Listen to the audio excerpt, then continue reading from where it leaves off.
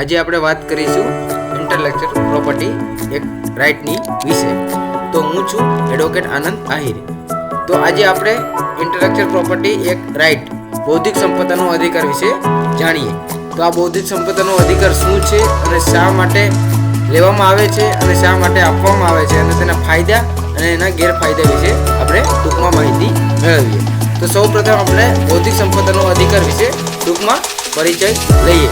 તો બૌદ્ધિક સંપદાનો અધિકાર એટલે જે તમારા માઇન્ડમાં કે તમે જે પેટર્ન છે અથવા તમારા માઇન્ડમાં કોઈ બી નવી આકૃતિ ઉત્પન્ન થયેલી હોય અને તે ફક્ત તમે જ એનો ઉપયોગ કરી શકો તેના માટેનો અધિકાર છે. બૌદ્ધિક સંપત્તિ એટલે એને ઇંગ્લિશમાં IPR શોર્ટ ફોર્મમાં ઇન્ટેલેક્ચુઅલ પ્રોપર્ટી રાઇટ્સ તરીકે ઓળખાય છે કે વ્યક્તિ અથવા કંપનીનો માલિક અમૂર્ત મિલકત સાથે સંકળાયેલો અધિકાર આ છે. આ અધિકાર સંમતિ વિના તમે જે માનવ બુદ્ધિનું સર્જન કરેલું હોય તેનો કોઈ ઉપયોગ કરી શકે નહીં. એના માટે આ રાઇટ આપવામાં આવેલ છે.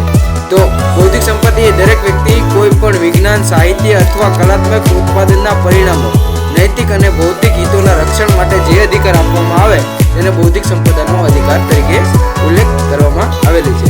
હવે બૌદ્ધિક સંપદાનો અર્થ અને એની પ્રાકૃતિક વિશે આપણે જોઈએ. તો બૌદ્ધિક સંપત્તિ એ શું છે? તો બૌદ્ધિક સંપત્તિ એક મિલકત છે. તમે જે દેખી ના શકો તેને એક મિલકત તરીકે ઓળખવામાં આવે છે અને એક અમૂર્ત મિલકત છે. તે માનવ બુદ્ધિ દ્વારા અસ્તિત્વમાં આવે છે. આ બૌદ્ધિક સંપત્તિ છે માનવ રચનાઓ છે જેમાં કલાત્મક કૃતિ છે, સાહિત્ય છે, વૈજ્ઞાનિક કાર્યો છે અને માનવીના અવનવા પ્રયત્નો આમાં સમાવેશ થાય છે. તેમાં વૈજ્ઞાનિક શોધો આવી શકે છે, ઔદ્યોગિક ડિઝાઇનો આવે છે, ટ્રેડમાર્ક આવે છે, સર્વિસ માર્ક આવે છે, વેપારી નામો અને હોદ્દાઓ આવે છે. અયોગ્ય સ્પર્ધા સામે રક્ષણ બી આ અધિકાર સામે મેળવી શકાય છે. પછી ઔદ્યોગિક, વૈજ્ઞાનિક, સાહિત્ય અને કલાત્મક ક્ષેત્રમાં બૌદ્ધિક પરિણામો જે ઉત્પન્ન થાય છે તેને બૌદ્ધિક સંપત્તિ તરીકે ઓળખવામાં આવે છે. હવે બૌદ્ધિક સંપત્તિના ફાયદા અને ગેરફાયદા શું છે તેના વિશે આપણે ટૂંકમાં જાણીએ. તો બૌદ્ધિક સંપત્તિ સામે સામાન્ય વ્યવસાય કરતાં સ્પર્ધાત્મક લાભ આપે છે. એટલે જે તમે માનવ બુદ્ધિનું જે સર્જન કર્યું છે તે બીજા ઉપયોગ કરી શકે નહીં. એટલે તમારે માનવ સર્જનમાં જે બુદ્ધિનું આપણે સુરક્ષા કરી શકીએ છીએ એમથી. પછી બૌદ્ધિક સંપત્તિમાં તમે કંપનીમાં મૂલ્યમાં વધારો કરે છે, તેનું કાર્યનું શોષણ અટકાવવામાં મદદ કરે છે, કામ કરવામાં, લાયસન્સિંગ કરારો દાખલ કરવામાં આ બૌદ્ધિક સંપત્તિ ઉપયોગી થાય છે. હવે બૌદ્ધિક સંપત્તિના જેટલા ફાયદા છે સામે એના ગેરફાયદા બી ઓળખવામાં આવે છે. એ બૌદ્ધિક સંપત્તિ એક કાનૂની પ્રોસેસ હોવાથી એમાં કાનૂની ખર્ચમાં વધારો થાય છે. પછી અન્ય ફીઓ પણ આમાં ચૂકવવામાં આવે છે અને તેમાં કંપનીના ખર્ચાઓ કરતાં વધારાના ખર્ચાઓ પણ ઉઠાવવા પડે છે. બૌદ્ધિક સંપત્તિનો અધિકાર મેળવવા માટે તેમાં તમામ કાર્યની નકલ, અનધિકૃત ઉપયોગના રોકાણમાં ઘણી મુશ્કેલીઓ સામે કરવો પડે છે. તદુપરાંત કેટલીક વાર IP અધિકાર લાગુ કરવાના પ્રયાસમાં ગ્રાહકના આધારમાં ઘટાડો પણ કરી શકાય. એટલે આ બૌદ્ધિક સંપત્તિનો ઉપયોગ કરવા માટે ગ્રાહકો પણ ઘટી શકે છે. પછી સામાન્ય જનતાના હિતનો આ અધિકાર નથી. હવે બૌદ્ધિક સંપત્તિના ફાયદા અને ગેરફાયદા વિશે આપણે જાણ્યું. હવે બૌદ્ધિક સંપત્તિનો પ્રકારો વિશે જાણીએ. તો બૌદ્ધિક સંપત્તિના પ્રકાર સામાન્ય રીતે 6 આપવામાં આવેલા છે. તેમાં પેટન્ટ, કોપીરાઇટ, ટ્રેડમાર્ક, ઔદ્યોગિક ડિઝાઇન, ભૌગોલિક સંકેતો અને વેપાર રહસ્યો તરીકે ઓળખવામાં આવે છે. હવે પેટન્ટ એટલે તમે જે શોધ કરી છે તેને સુરક્ષા કરવા માટે પેટન્ટનો ઉપયોગ કરવામાં આવે છે. તે સામાન્ય રીતે 20 વર્ષ સુધી એ અસ્તિત્વમાં રહે છે. ત્યારબાદ કોપીરાઇટ વિશે આપણે ટૂંકમાં માહિતી લઈએ. તો કોપીરાઇટ એટલે તમે જે પુસ્તકો, મૂવી, સોફ્ટવેર, પેઇન્ટિંગ અથવા કોઈ કલાત્મક અથવા સંગીતના કાર્યના રક્ષણ માટે કોપીરાઇટ લેવામાં આવે છે. પછી આપણે ટ્રેડમાર્કની વાત કરીએ તો ટ્રેડમાર્કમાં બજારોમાં અન્ય લોકોનો માલ અને સેવામાં ઓળખાતા, એટલે તમે જે વસ્તુનું પ્રોડક્શન ઉત્પાદન કરો છો તે તમારી કંપની અથવા તમારા બ્રાન્ડ વિશે ઓળખાય તેના માટે એક આપણે ટ્રેડમાર્ક લેવામાં આવે છે. ત્યારબાદ આપણે ઔદ્યોગિક ડિઝાઇનની વાત કરવામાં આવી. તો ઔદ્યોગિક ડિઝાઇન એટલે જે તમારે કંપનીનો આકાર અથવા રંગનું જે સંયોજન બની અને જે પરિણામ મળે તેને ઔદ્યોગિક ડિઝાઇન તરીકે ઓળખવામાં આવે છે. હવે ત્યારબાદ ભૌગોલિક સંકેતો વિશે વાત કરી. તો ભૌગોલિક સંકેતો એટલે કે કોઈ જે આપણે પૃથ્વી પર જે ચીજ વસ્તુ મળી આવે અને જે ખાસ પ્રકારની ચીજ વસ્તુ મળી આવે તેને આપણે ભૌગોલિક સંકેતો તરીકે ઓળખવામાં આવે છે. દાખલા તરીકે દાર્જિલિંગની ચા, કેરળની ચા વગેરે. પછી આપણે વેપારી રહીશું એટલે વેપારીઓની મોનોપોલી.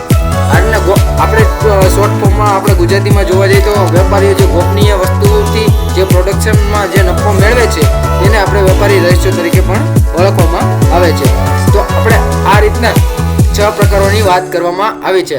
હવે આ પ્રકારો આપણે ડિટેલમાં નેક્સ્ટ વિડીયોમાં આપણે જોઈશું. આજે આપણે વાત કરીશું ઇન્ટેલેક્ચુઅલ પ્રોપર્ટી એક રાઇટની વિશે. તો હું છું એડવોકેટ આનંદ આહિર. તો આજે આપણે ઇન્ટેલેક્ચુઅલ પ્રોપર્ટી એક રાઇટ બૌદ્ધિક સંપદાનો અધિકાર વિશે જાણીએ. તો આ બૌદ્ધિક સંપદાનો અધિકાર શું છે અને શા માટે લેવામાં આવે છે અને શા માટે આપવામાં આવે છે અને તેના ફાયદા અને એના ગેરફાયદા વિશે આપણે ટૂંકમાં માહિતી મેળવીએ. તો સૌપ્રથમ આપણે બૌદ્ધિક સંપદાનો અધિકાર વિશે ટૂંકમાં પરિચય લઈએ. તો બૌદ્ધિક સંપદાનો અધિકાર એટલે જે તમારા માઇન્ડમાં કે તમે જે પેટર્ન છે અથવા તમારા માઇન્ડમાં કોઈ બી નવી આકૃતિ ઉત્પન્ન થયેલી હોય અને તે ફક્ત તમે જ એનો ઉપયોગ કરી શકો તેના માટેનો અધિકાર છે.